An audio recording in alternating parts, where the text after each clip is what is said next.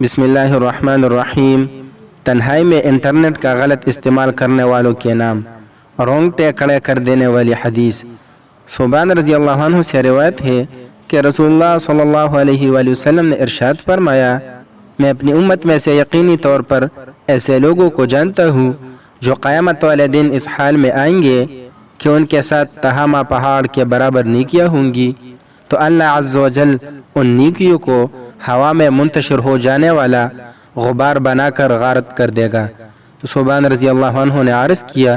اے اللہ کے رسول، ہمیں ان لوگوں کی نشانیاں بتائے، ہمارے لیے ان لوگوں کا حال بیان فرمائے،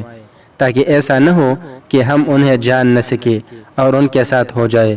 تو رسول اللہ صلی اللہ علیہ وآلہ وسلم نے ارشاد فرمایا، او لوگ تم لوگوں کے دینی بھائی ہوں گے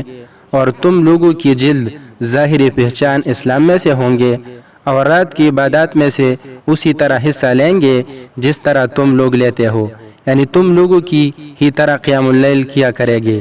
لیکن ان کا معاملہ یہ ہوگا کہ جب وہ لوگ اللہ جل جلالہ کی حرام کردہ چیزوں اور کاموں کو تنہائی میں پائیں گے تو انہیں استعمال کریں گے۔